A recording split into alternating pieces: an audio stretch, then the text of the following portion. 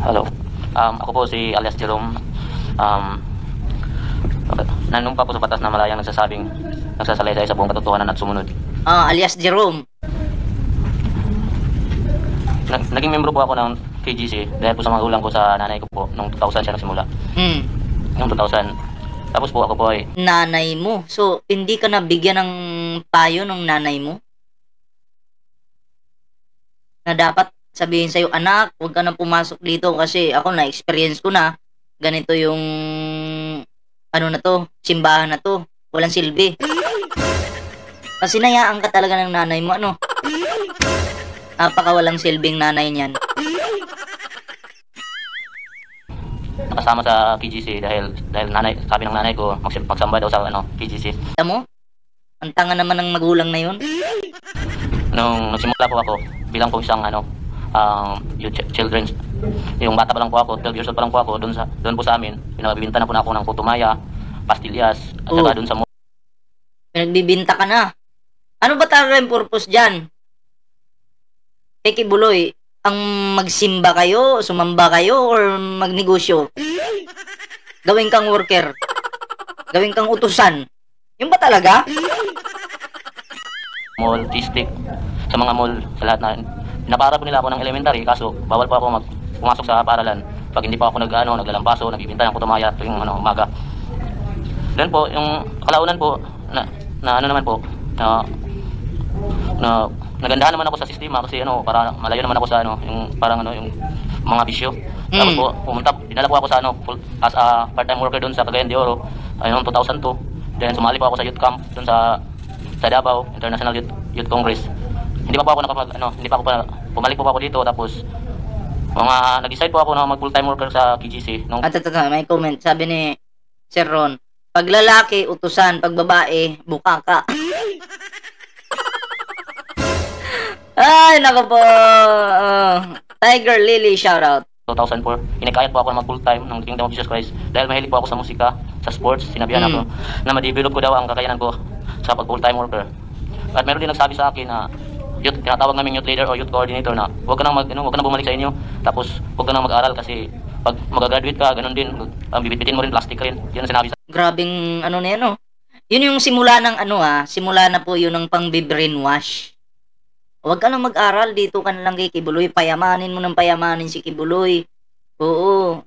Ganun ganun salita Pag lalaki ka, i-brainwash ka nila na huwag ka na mag-aral, ito na lang yung gawin mo, ganyan, ganyan. Pero pag babae ka, papaaralin ka nila. Oo, totoo po yan. Pero pag lalaki ka, ganyan. Yung mga pang-brainwash na sasabihin sa'yo. Joaquin Prieto, Jake, shoutout po sa amin. Nung pumayag po ako, dinala po ako sa mansion ni Pastor sa Barangay Saoyo, Novaliches, Quezon City. Yun sinabi ni Miss Amanda doon sa Mozart Street. Compound doon na nakatira sa mga full-time, katabi nito sa mansion. Mapuntahan ko po nga yung na yun. Iba-vlog ko yun, mapupuntahan ko yun sa Saoyo kasi yung auntie ko taga Saoyo Pasyalan ko nga yan. At sa transmitter is Liminay. Pinatigil po ako mag-aral at dahil bata pa po ako, pinagbinta po ako ng kutsinta, pinagsulisit. At pinagsulisit po ako dito sa buong Kamaynalaan. Since ang edad ko po noon, mga 14. Dahil, grabe, bawal yan sa batas na uutusan mo yung minor na magtrabaho, lalo na yung pagsusulisit na yan. Bawal yan. Yung magulang nga hindi naman kasi ako lawyer, hindi ko alam kung ano yung ikakaso doon sa mga ganun. Basta ang alam ko, pag minor yung bata, kahit magulang ka, bawal mo siyang pagtrabahuin. Oo, human trafficking. Oo. Hindi, kahit yung mga magulang natin, 'di ba? Kahit yung mga magulang natin, kapag ikaw ay inutusan, minor ka pa, 14 years old ka pa lang, inutusan ka ng nanay mo magbuhat, maghalo ng semento, o di kaya magtrabaho kung saan-saan, bawal yun. Oo, child abuse, tama. 'Di ba? So, yun yung yun yung kahit nga siguro gusto ng bata magtrabaho kahit ayaw mo, pero pag nagtrabaho pa rin yung bata at matsyempohan ng gobyerno na nandyan yung bata, may kaso pa rin yata yun. Kahit ginugusto ng ng mga minor, 'di ba? Oo. Tapos po, nung lahat ata ng mall dito sa ano, lahat ng mga mall dito sa Manila naikot ko na po eh. At sa buong ano, Marami Luzon, silang kinukomment na ano eh, mga pangkaso dito. lahat ng mga mall dito. Kung lawyer lang ako, naku. Yun po kami po yung nag-umakyat sa bus, nagsusulisit, umakyat sa jeep, nagbibigay ng mga liter, sinasabi na ano, Ayun, ingat po kayo ha sa mga nandyan sa Manila. Pag nasa jeep kayo, bibigyan kayo ng sulat. Lalo na mga bata pa yan. Kay Kibuloy po yan. Kay Kibuloy. At minsan, dinadamay nila yung Iglesia ni Cristo. Wag po, nanggagamit lang po sila. Na tinatanong nyo, ano ba kayo? Sasabihin nila, Iglesia ni Cristo po kami. Hindi po totoo yan. Ang alam ko, ang Iglesia ni Cristo, hindi po nila ginagawa yan. Kasi, madadamage po kasi sila pag sinabi nilang, ano sila, member sila ni Kibuloy. Walang magbibigay sa kanila. Oo. Child abuse, yan, tama. Human trafficking, yan. So, yun po yun. Ako nga, sana maka-encounter ako ng ganun. Sa mga bus, sa jeep, na manghihingi. Sana. Kasi simula nung pumutok yung issue kay Kibuloy, wala na eh. Wala na akong na-encounter na ganun eh. Kasi nung hindi pa talaga pumuputok yung issue na yan kay Kibuloy, marami at nagbibigay talaga ako. Binibigyan ko kasi nga, nakakaawa nga sila eh, mga bata eh. Diba? Siyempre, ikaw na kahit pa paano, may mga barya-barya ka dyan, bibigyan mo yan. E nung pumutok yung balita, putang ina, kay Kibuloy pala yun. Pinagkapirahan mo kung animal kang pastor ka. Gago ka. Tang ina. mga estudyante daw po kayo kami, pero hindi kami totoong estudyante. Lahat po mga ID ginagamit po namin, puro piki. Boss, salamat sa pante. Wala pong problema. Bagong labab po yan. Ginagawan po kami ng mga piki, ng mga ID piki, ng mga students tayo. Tapos po, tuwing December, gumagawa din sila ng mga piki, ng mga association. Marami pong association, 7 association na tayo. Natatandaan ko po mga association, alay sa mga kapansanan association, Pag-asa ng buhay, Pagdamay sa dukha, Sons of David Orchestra, tapos Silencio Foundation, Achievers, meron pang ano, yung mas Huwag marami na po kayo magbibigay ha. Yung mga nanghihingi, wag na. Bigyan nyo na lang ng ano, kung may pagkain kayo, yung mga bata, kawawa naman kasi yan eh. Biktima din yung mga yan eh. Bigyan nyo na lang ng pagkain siguro, kung may burger kayo na dala, ito na lang, wag lang pera. At least yung burger, makakain nila yun. Yung pera nyo na ibibigay, mapupunta kay Kibuloy yun. Diba? ginagawa nila, tapos student, ano ba yun, mas marami pa sila mga association ginagawa kahit piki. Pagkatapos nun, yun, binibigyan kami ng mga picking ID din, at saka yung mga picking mga letter na, pagkatapos, meron po kaming ano, Lahat po tayo. May contribution po tayo dyan sa kingdom ni Kibuloy. Meron, lahat po tayo. Siguro naman, limusan kayo. Imposible namang hindi kayo nakapagbigay doon. I'm sure lahat kayo nagbigay. Kasi hindi nyo pa nga alam eh. Kung may ambag tayo dyan sa kingdom, animal na kingdom, ipasira nyo nga yan, putang ina. May mga pera kami dyan. Oo, yung pinampagawa nyo dyan. Nagigil ako ah. Yung gasolina, yung pera namin, pinanggasolina lang sa mga sasakyan ni Kibuloy. Aba! Kami nga nagko-commute, tapos yung pera namin, panggasolina nyo lang. Ay nako.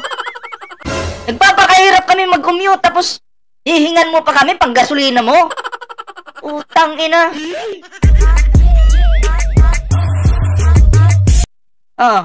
Naglalabas po kami doon sa mansyon sa Sauyo. Meron po kaming ano, mga by category kasi doon po yung ano, yung nagsusolicit doon at saka nagtitinda. Merong category A, A+, B at C. Ako po, nabilong po ako sa category A+, kasi po nagre-remit po ako everyday 2,000 po. At saka bawal po kami, lalabas po kami doon dapat alas 4, alas 5 na madaling araw, maliligo na po kami kasi meron dating na po yung mga bus, yung ginagamit nila na bus na nirerentahan nila, yung lipad bus na ano, nun sa Novaliches. Tapos meron din sa mga bus na mga ano, yung para sa mga category A+, na mga aircon, mga KGC bus. Tapos doon po kami sumasakay yung mga category A+. Ano yun? Pangalan? Lipad bus? Advertise muna tayo. Ganito mangyayari kay Roque pag ano siya, pumalag. Okay, Hari Roque, nasan ka man ngayon? Magpakita ka na. Ha? Kasi mangyayari to sa'yo. Kahit saan ka man magpunta, mahanap ka pa rin. Tandaan mo yan. Tuloy natin. Kasi malaki daw ang income namin. Tapos yung masaklap doon, meron kasi kung category C at saka D ka, yung income mo lang 500 pababa, Doon ka matutulog sa ano, walang aircon, mabaho yung paa. Tapos magulo, Mabaho yung paa? Bakit? kami magnanakaw. Kung kunwari, ano ka, wala kang income. Tapos umuwi ka ng umaga. Pag umaga niyan, hindi ka Bumili din ako ng ballpen sa SM sa nagtitinda sa isang estudyante dito sa Bacolod City. Hulaan ko po, yung ballpen mo, 3 piraso per 100. Pinakamura na yun, ha? Oh, Ramuna Ingeto. Oh, magkano bili mo? 3 ballpen, 100, ano? Oh, pinakamura na yun. Minsan may 150. Depende po sa klase ng ballpen. Oh, tama ka. Kay Kibulo yun. Ang mahal-mahal naman ng ballpen na yan. Tapos pag isusulat mo, ilang ano lang, wala na. Hindi na lalabas yung ink. ka napapalabasin. Tapos sabihin doon ka na sa ano, kusina or doon sa labandier. Ang gawin nyo ganito, marami dyan sa Malaysia, bibentahan kayo ng ballpen. I-video nyo. Tapos magtanong-tanong kayo, ano ba to? Kay Kibuloy o hindi? Durugin nyo! Pag nilapitan kayo, ano ba to? Kay Kibuloy? Hindi kami nagbibigay ng kay Kibuloy. Oo, pinapayaman nyo si Kibuloy. Supalpalin nyo agad. Naawa ako, bumili ako 6 worth 200. O, tamo? Kasi yun yung, eto po yun yung strategy nila. Okay? Unang-una, strategy nila na ang tinuro sa bata, ganito yung sasabihin sa inyo ng bata, nag-aaral po kasi ako, kailangan ko lang po sa pang-aral. O, minsan naman, may sakit yung nanay, may sakit yung tatay, pamilya, nasa hospital. Yan yung ginagawa ng mga, mga miyembro ni Kibuloy. Para kaawaan mo sila. 'Di ba? Bakit ka nagbebenta o ganito ganyan? Tapos pag may sakit yung nanay at tatay, kunyari ang dahilan nila may sakit yung nanay at tatay, yung suot niyan parang madumi na hindi mo maintindihan. Basta pangit siya na kaawa-awa para ma-hook yung mga yung mga target nila. 'Di ba? Siyempre, tatanungin mo ngayon, ikaw ngayon na maawain, tatanungin mo, ba't ganyan ka, dumi-dumi mo? Saan ba yung anong problema? Yung nanay ko po kasi nasa hospital ngayon eh. Kailangan po ng ng panggastos. Kaya eto, nagbebenta na lang po ako ng ballpen o di kaya nanghihingi. Ganun yun, nanghihingi sila. O, ikaw naman na maawain, dadagdagan mo pa yun. O sige, bili akong ballpen, tapos dagdagan ko na. O, eto. O, eto na ngayon. Pag estudyante naman, naka-uniform yan. Pero hindi po nag-aaral yan. Peke po. Naka-uniform. Bebentahan ka ngayon. Titingnan mo siya mula paa hanggang buhok. Oy, nag-aaral ka? Oy, ang sipag mo naman. Nakalain mo, nag-aaral ka tapos nagbebenta ka pa. Para lang makatulong sa nanay at tatay. At sa sarili mo, tinutulungan mo talaga yung sarili mo. Napakabait mong bata. Ganun yung sasabihin natin ngayon kasi nabudol tayo eh. Yung pala, putang ina, hindi pala nag-aaral yun. K.O. Fake news pala. Inuuto-uto pala kayo. O, diba? Ayun yun. Kaya ingat-ingat po.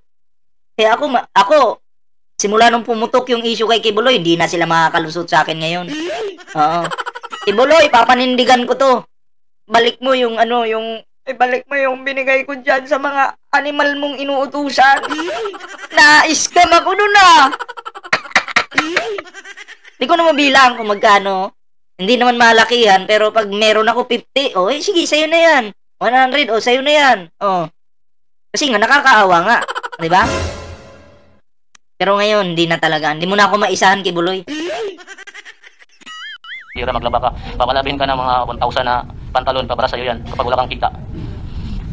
Pagkatapos nun, lumaki na ako nung mga 2009, na nilipat ako ng ministry. Yung pagtitinda kasi, by ministry kasi yan, nabilong po ako sa logistic department nung time full time ako noong 2004. Pagkatapos nun, nalipat ako ng ministry, nilipat po ako sa yung pag-distribute ng Coca-Cola.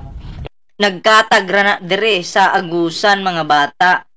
Maghilak kay hapon na wala pa nahurot kutsinta. Oo, may punishment po kasi sila. Raymond Morales. Mapapunish sila pag hindi nila na-reach yung quota nila. So, kailangan mabenta nila yun. Kasi lagot talaga sila pag hindi nila naubos yun. 'Di ba? Kaya yung iba diyan problemado, yung iba diyan problemado. Kakamot sa ulo, ang ina hindi ko nabenta lahat 'to. Patay na naman ako nito mamaya. Ganun 'yun. Kawawa sila eh. Nagpagamit kasi. Yung mga soft drinks, kasi nagnegosyo siya ng ano doon sa Saoyo, yung mga soft drinks. Pagkatapos doon na hindi ko akalain na magkasala daw ako kasi hindi pa naman ako nakaranas na mag-girlfriend dati noon eh. Kaya nag-girlfriend po ako. Nanubya pa ako ng anak sa isa naming suki na wala naman kaming ginawa, tapos niyaya ko lang siya manood ng sine. Pagkatapos noon, sinabi ko lang sa kasamahan ko, tapos ni-report na ako. Ayun. Kasalanan daw. Yun, kasalanan pala. Ba't pa tayo binigyan ng Diyos ng titi o pag-aari kung kasalanan pala yan? Sige nga. Ang gusto lang, si Kibuloy lang yung magpasarap na kuko. Okay, kung magjowa naman, wala namang problema dyan eh. Kasalanan ba yun? Grabe yung panguuto mo, Kibuloy ah. O ngayon, yung titi mo, hindi mo magagamit dyan sa kulungan. Relax mo, Mina. Relax, sampalin mo ba? Psst, relax ka muna dyan. Oo, ganun lang.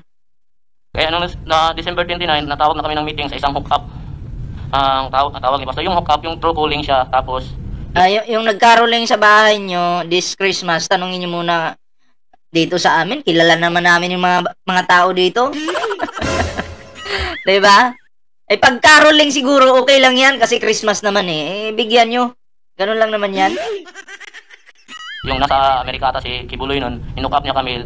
Marami kami may sala, iba-ibang klaseng sala, nanonood ng sine. Pero yung magkakaroling sa bus, hindi ibang usapan na yan. Oo. At sintahan, tapos naglalaro lang ng Dota. Yun ang mga kasalanan namin. Kasi nandun siya sa Amerika, lahat kami nung full time nasa loob ng compound ng Jesus Christ, nandun lahat kami na may sala. Sinabitan ng mahabang papel sa liig. Doon nagkasulat ang lahat ng mga kasalanan at namin, at yun kasalanan ng iba pang lalaro na pagdota, pambabae, panonood ng sine. Pinatayo kami sa harapan. Bawal kasi sa aming mga full time na maglaro ng computer, tumanggap ng tip, manonood ng sine, makihalubilo sa mga hindi namin kapwa membro. Naging daw Jesus Christ dapat. Bawal pala yun. Grabe yung rules ni Kibuloy. Dapat kasi buong pagkatao namin, ialay namin kay Pastor. Once na mag full time ka, mag fill up ka, bawal ka na po tumawag sa mga pamilya nyo. Lalo-lalo na pag yung pamilya mo hindi member, hindi full time worker, bawal ka talaga tumawag niyan. Dapat lahat ng buong pagkatao mo, ialay mo sa kanya.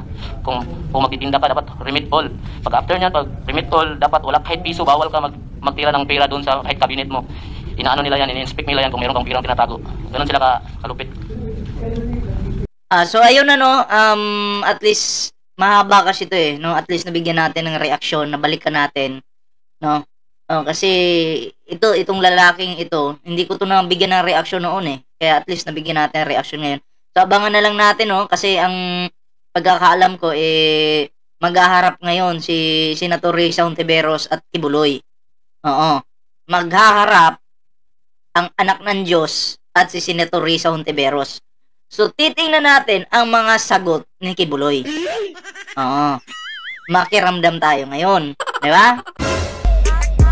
So, yun lang yung ating live ngayon mga pre. Maraming salamat.